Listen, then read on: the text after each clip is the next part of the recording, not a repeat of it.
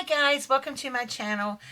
So today I was going to do a video tutorial on how I made this centerpiece, but for some reason my camera was like dead and I couldn't, before I realized that, I had already started it. So I'm just going to explain to you how I did this.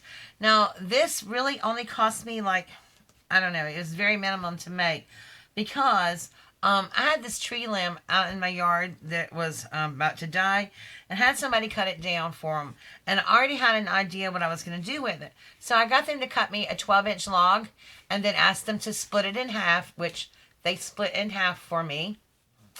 Then what I did was, I'll take the candle out so you can see.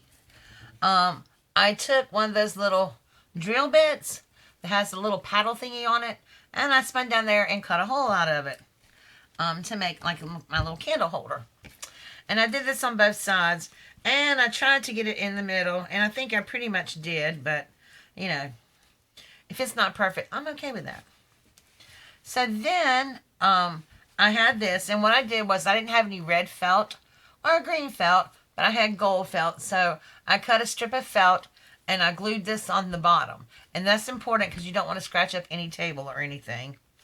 So then I just used 2 stems from the Dollar Tree. And of course these right here. And then these little pine cones were on one stem with these little gold thingies right here. And this is the front. And then this is the back. And so you really can't delineate between the two, which was front, which was the back. Because if it's a table centerpiece, you want it to look nice on both sides.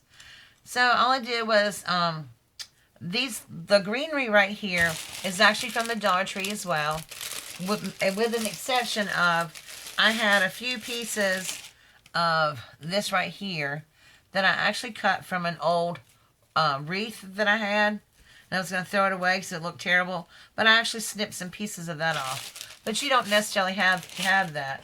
I got some of these right here. They're wired garland ties. They look just like this. And to get started, what I did was I folded it in half like this, like in a V, like this, and then I just pressed them down so that they would lay flat, flush together. So it just looks like one piece. And then I just started gluing like this around the candle. And then I did the same thing for that. So I had 2 pieces that went like this. And then I glued a couple of pieces that went down. And then what I did was I had this this stuff right here that came off one of the stems. And I glued some on the first layer of this right here. And then I glued these down, the little pieces that I cut from another wreath. And then I glued a few pieces down on top of that, so that I have these kind of coming off the edge right here.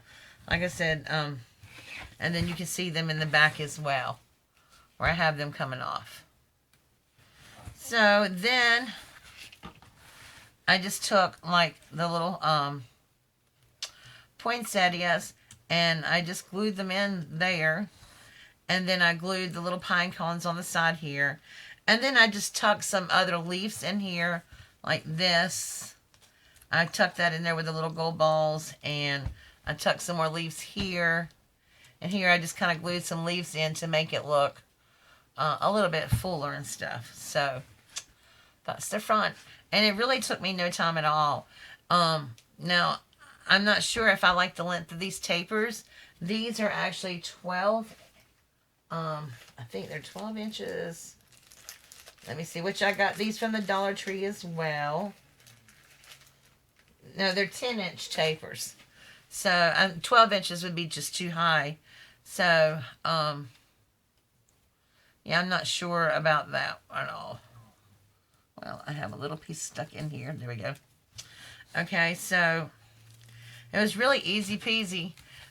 If I had to have bought this wood in a store, craft store or something, I probably would have paid 15 or 20 bucks for it, maybe even more. But yeah, it's one of those trees that the skin peels off of it. I don't know what the name of it is. I want to say it's birch, but I'm not really sure.